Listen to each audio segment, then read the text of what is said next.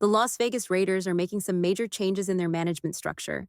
Recently, the team parted ways with both their general manager, Tom Tesco, and head coach, Antonio Pierce, after just one season. It's clear the Raiders aren't wasting any time. They're looking to hit the reset button after a disappointing 4-13 season. The decision to fire Tesco seems to be part of a bigger plan to reshape the team's future and move in a new direction. Now, the Raiders are on the hunt for both a new general manager and head coach. Ideally, they want to find leadership that works well together as they prepare for the 2025 season. Interviews are already lined up with some well-known candidates. Among them are Ben Johnson, who's scheduled to meet with the team tomorrow, and Aaron Glenn, the defensive coordinator for the Detroit Lions. Other names on the list include Todd Monken, the offensive coordinator for the Baltimore Ravens, Steve Spagnuolo, defensive coordinator for the Kansas City Chiefs, and Robert Saleh, former head coach of the New York Jets. These candidates offer a mix of experience, from coordinators to a former head coach, giving the Raiders a wide range of options. To be honest, I was surprised by the firing of Tom Tesco. Everything seemed to point toward him getting another shot, and I do think he deserved more time. After all, a head coach or general manager needs more than just one season to prove themselves and fully show what they can do. Even in his first year, Tesco's work deserves a more complete evaluation. I really thought Tom Tesco had done enough good work to secure his spot as the Raiders' general manager moving forward. His draft decisions in particular were impressive, and he showed potential for leading the team in the right direction. However, the Raiders' decision to part ways with him this early signals that they're likely planning something bigger. It seems they're aiming for a high-profile target this offseason, and I wouldn't be surprised if they're trying to land a major name. One possibility is that Tom Brady, now helping run the front office, is pushing for big changes and aggressive moves. With Brady in charge, the Raiders seem ready to shake things up. This could mean they're all in on trying to lure someone like Ben Johnson, the highly sought-after offensive coordinator. As I mentioned earlier, the Raiders have scheduled a virtual meeting with Johnson for tomorrow. What makes this even more interesting is the timing. Firing Tesco just a day before this meeting could be a strategic move to clear the path for someone like Johnson, who reportedly is looking for around $15 million per year and wants significant influence over who the general manager will be. By letting go of Tesco, the Raiders have removed a barrier that might have made it harder for Johnson to join. Now, it's up to the Raiders to convince him that this is the right place for him. Reports suggest that Johnson isn't just taking any interview. He's only interested in opportunities where there's a clear alignment between the head coach and general manager. He wants to know the team has a solid plan to fix what went wrong, and only then will he consider taking the job. This is a critical point for the Raiders if they want to bring Johnson on board. I really thought Tom Tesco had done enough to secure his position as general manager for the Raiders moving forward. His draft picks were solid, and he showed promise in building the team. However, the Raiders' decision to move on from him so soon tells me they're likely planning something much bigger. It looks like they're aiming for a major move in the offseason, possibly going after a big-name candidate. Tom Brady, now involved in the team's front office, is likely pushing for aggressive changes. Under his leadership, the Raiders seem ready to shake things up and make bold decisions. This could very well include trying to land someone like Ben Johnson, the talented offensive coordinator. As I mentioned earlier, the Raiders have a meeting scheduled with Johnson tomorrow. The timing of firing Tesco just a day before this meeting is telling. It seems like a strategic move to clear the way for Johnson, who is reportedly seeking around $15 million per season and wants a significant say in who the general manager will be. By parting ways with Tesco, the Raiders have effectively made it easier for Johnson to come on board. Now, it's up to them to convince him that this is the right place for him. There's a report from Albert Breer stating that Johnson is only willing to take interviews if he's seriously considering the job.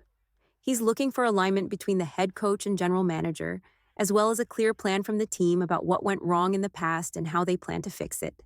This makes it clear that the Raiders have to be fully prepared if they want to have a chance at landing someone like Johnson. He's not going to settle for just any opportunity. It's clear that Ben Johnson is being very selective about the interviews he takes. By agreeing to meet with the Raiders, it shows that he has some genuine interest. Now, it's up to the Raiders to convince him that this is the right place for him. Johnson has made it clear that he wants an assessment from the team about what went wrong in the past and how they plan to fix it. This is where Tom Brady's influence could really come into play. With Brady in the front office, he has the opportunity to step in, share a clear vision for the future, and persuade Johnson to join the team. As for organizational alignment, the Raiders' decision to part ways with Tom Tesco has opened up the door for Ben Johnson to have a voice in the selection of the next general manager. If Johnson is hired as head coach, it's likely he will play a significant role in choosing the GM, though of course that's still uncertain.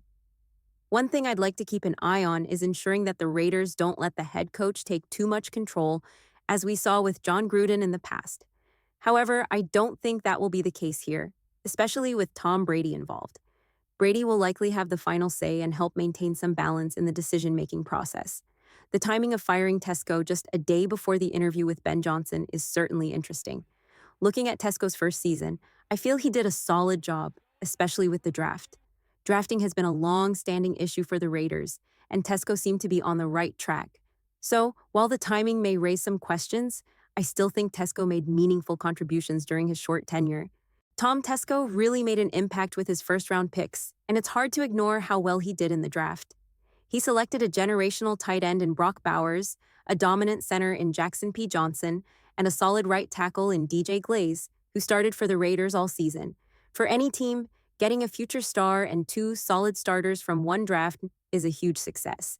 If the Raiders could continue to have drafts like this, they'd be in an incredible position from a roster standpoint. Given all that, it feels a little harsh that Tesco only got one season. In some ways, it seems like the Raiders didn't give him a fair chance. But the decision to part ways with him shows that Tom Brady and the Raiders are serious about making bold moves. They're clearly committed to changing things up and trying to build something new, and hopefully this gamble will pay off. The team is looking to set a fresh course with a new regime, and the next step is to convince Ben Johnson to join. Now, another possibility that crossed my mind is the Raiders could be in the running for someone even more unexpected. Deion Sanders. I still think it's a long shot, but it's worth mentioning. Prime hasn't ruled out the idea of coaching in the NFL. In an appearance on Good Morning America, Sanders said the only way he'd consider an NFL coaching job would be if he had the chance to coach his sons. While this might still seem like a distant possibility, it's something the Raiders could potentially explore. It's an interesting angle to consider as they look to make a big move for the future. Deion Sanders did mention sons in the plural sense, which is important because the Raiders have been linked to his son, Shatter Sanders, for a while now. The Raiders currently hold the number 6 overall pick, and while there's been some excitement around Shatter, his draft stock seems to be slipping, especially after a tough showing in the Alamo Bowl. Deion has also made it clear that he'll be heavily involved in his son's draft decision, potentially influencing where Shatter ends up. There's even a chance that Deion could tell teams not to draft Shatter if they're not willing to work with him, which could put the Raiders in an interesting position. While the idea of Deion Sanders and Shatter joining the Raiders still feels unlikely, I wouldn't completely rule it out. One thing I've learned as a Raiders fan is that this organization is full of surprises. Anything could happen, and the unpredictability is part of what makes being a fan of this team so exciting. With Tom Brady leading the front office moves and his strong relationship with both Deion and Shatter, it's not totally impossible, but it still seems like a long shot. In reality, I think the Raiders' main target right now is Ben Johnson. He seems like the most accessible candidate, especially with Deion still under contract at Colorado. While the idea of pursuing Deion Sanders is interesting, going after Johnson makes more sense at this point. The Raiders will need to focus on the interview with Johnson tomorrow and make sure they impress him. I'm also excited that they're interviewing Todd Monken, the offensive coordinator from the Baltimore Ravens. His experience and success in Baltimore could make him a strong candidate as well. All in all, it's going to be a fascinating few weeks, and it will be interesting to see how the Raiders handle this process. Todd Monken is definitely a candidate that stands out. In my opinion, he ticks all the boxes for what the Raiders need in a head coach. He's an offensive-minded coach and a skilled play caller, with years of experience at the NFL level. Monken runs a modern-style offense that has been highly effective, and his success in college as the offensive coordinator for the Georgia Bulldogs, where he helped develop players like tight end Brock Bowers, speaks volumes. His work with the Baltimore Ravens has also been impressive, especially in the last 2 seasons, where he helped Lamar Jackson play some of his best football. Lamar is even a strong MVP candidate this year, which would mark back-to-back MVP seasons under Monken's coaching. Given his track record, I think Monken would be an excellent choice, and I'd be excited to see him as the Raiders' head coach. However, one surprising development is that the Raiders are also reportedly going to interview Robert Saleh for the head coach position. While Saleh is undoubtedly a brilliant defensive mind, I'm not sold on him as a head coach. The New York Jets' struggles over the past few seasons under his leadership have shown me that he might not be cut out for the top job. I think he could be a fantastic defensive coordinator, but as the head coach of the Raiders, I'm not as enthusiastic about the idea. All in all, it's clear the Raiders are planning something big this offseason. Not only are they searching for a new head coach, but they're also looking for a new general manager. This is shaping up to be a pivotal moment for the franchise, and it will be exciting to see what direction they take moving forward. The decisions the Raiders make in hiring both a new head coach and general manager will have a huge impact on the future of this roster. These moves are crucial, and they will set the tone for what's next for the team. I'd love to hear your thoughts in the comments below. What do you think the firing of Tom Tesco means? Does it signal that the Raiders are fully committed to pursuing Ben Johnson? Or do you still think there's a chance Deion Sanders could join the team? Who do you believe should be the Raiders' main target for the head coach and general manager positions? I'm excited to hear what you all think, and as always, thank you to Raider Nation for the support. If you're new to the channel and love Raiders-related content like this, make sure to like, comment, and subscribe.